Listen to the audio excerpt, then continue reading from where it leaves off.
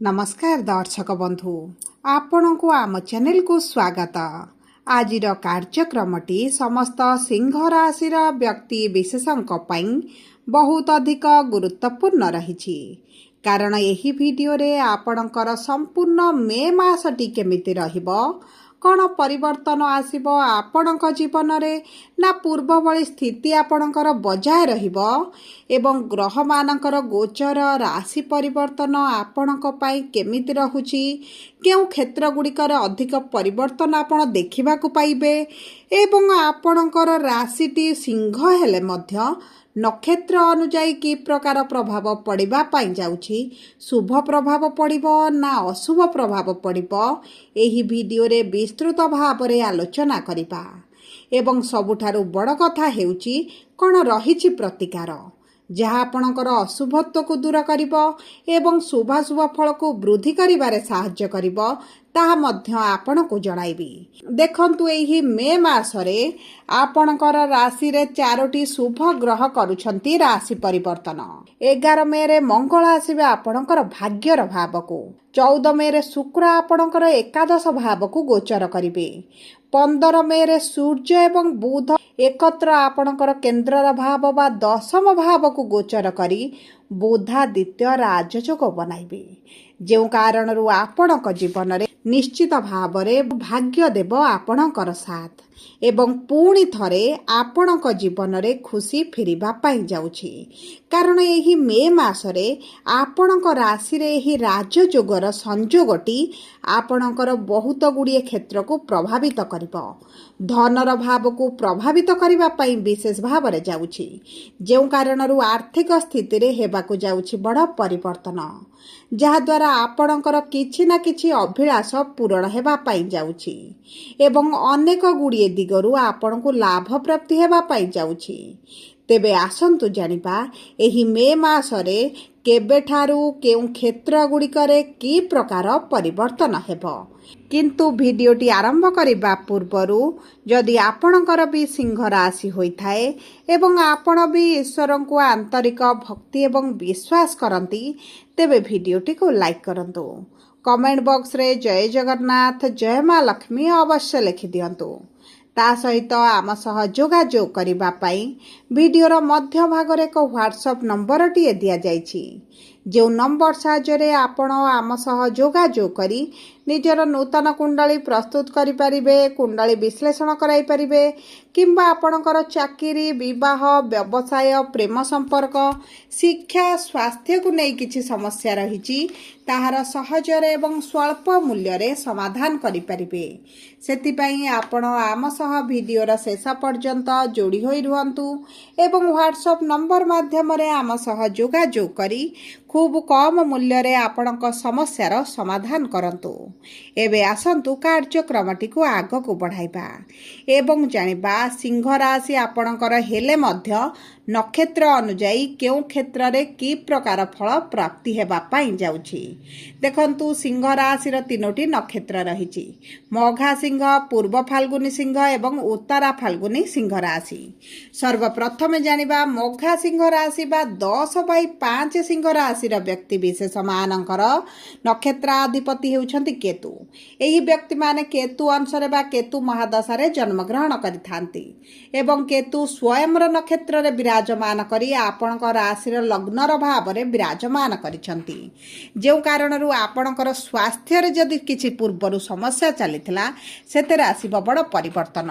देखंतु पूर्वरु आपण किछि ना किछि स्वास्थ्य समस्या एवं आर्थिक समस्या टी देखुथिले कारण मंगल आपणकर अष्टम भाव रे विराजमान करी अष्टम भाव को जेहेतु कुंडली रो शुभ बोली मना जाएनी आपणक जीवन रे समस्या गुडी को बढ़ाउथिले किंतु मंगल जेहेतु आपणक भाग्यर स्वामी होई भाग्यर भाव को गोचर करिवे आपणक भाग्य आपणकर साथ देबो। 11 मे परठारु जदि आपण किछि शुभ कार्य करिबा पई चाहुचंती नूतन भाव रे किछि बड़ कार्य आरंभ करिबा पई चाहुचंती आपणक जीवन रो किछि बड़ निष्पत्ति नेबा पई चाहुचंती तेबे आपणको उत्तम फल प्राप्ति हेबो विशेष भाव रे आपणक कर्म क्षेत्र रे आपणको तो चमत्कारी फल प्राप्ति हेबो मान सम्मान वृद्धि हेबो दरमा रे वृद्धि होई पारे चाकरी रे प्रमोशन होई पारे ହୋଇପାରେ କିମ୍ବା ଆପଣ ଯଦି ଟ୍ରାନ୍ସଫର ପାଇଁ ଚେଷ୍ଟା କରୁଛନ୍ତି ତେବେ ତାହା ମଧ୍ୟ ଆପଣଙ୍କର ହୋଇପାରେ। ସବୁଠାରୁ ବଡ଼ କଥା ହେଉଛି ବିଦ୍ୟାର୍ଥୀମାନଙ୍କର ଭାଗ୍ୟ ତାଙ୍କର ସାଥ ଦେବା ପାଇଁ ଯାଉଛି। ଶିକ୍ଷା ସମ୍ବନ୍ଧିତ ଯେକୌଣସି ବଡ଼ ନିଷ୍ପତ୍ତି ନେବେ ଆପଣଙ୍କ ପାଇଁ ଅତ୍ୟନ୍ତ ଶୁଭଦାୟକ ରହିବ। ଏବେ ଆସନ୍ତୁ ଜାଣିବା ପୂର୍ବ ଫାଲ୍ଗୁନୀ ସିଂହ ରାଶି ବା 11/5 ସିଂହ ରାଶିର ବ୍ୟକ୍ତିବିଶେଷ ମାନଙ୍କର ନକ୍ଷତ୍ରାଧିପତି ହେଉଛନ୍ତି ଶୁକ୍ର ଏବଂ ଏହି ବ୍ୟକ୍ତିମାନେ ଶୁକ୍ର ଅଂଶରେ ବା ଶୁକ୍ର ମହାଦଶାରେ ଜନ୍ମଗ୍ରହଣ କରିଥାନ୍ତି।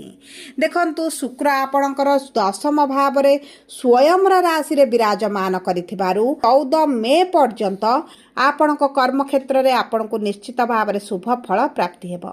ଦେଖନ୍ତୁ ଯଦି ଆପଣ ନୂତନ ଚାକିରିର ସନ୍ଧାନରେ ରହିଛନ୍ତି ନିଶ୍ଚିତ ଭାବରେ ଚାକିରି ପ୍ରାପ୍ତି ହୋଇଯିବ। ଯଦି ଆପଣ ଗଭର୍ଣ୍ଣମେଣ୍ଟ ଚାକିରି ପାଇଁ ଚେଷ୍ଟା କରୁଛନ୍ତି ତେବେ ଆପଣଙ୍କ ପାଇଁ ବହୁତ ଭଲ ସମୟ ଆସୁଛି। ଏହି 2026 ବର୍ଷର ସବୁଠାରୁ ଉତ୍ତମ ସମୟ ଆପଣଙ୍କ ସରକାରୀ ଚାକିରି ପାଇଁ ଆପଣଙ୍କ ଜୀବନରେ ଆରମ୍ଭ ହେବା ପାଇଁ ଯାଉଛି। ଯେଉଁ କାରଣରୁ ଯଦି ଆପଣ କିଛି ସରକାରୀ ଚାକିରିରେ ପୂର୍ବରୁ ବିଫଳତା ଦେଖୁଥିଲେ, ବାରମ୍ବାର ବିଫଳତା ଦେଖି ଆପଣ ନିରାଶ ହୋଇଯାଇଥିଲେ ତେବେ ନିରାଶ ହେବାର କୌଣସି ଆବଶ୍ୟକତା ନାହିଁ। ଆପଣଙ୍କ ଚାକିରି ହୋଇଯିବ।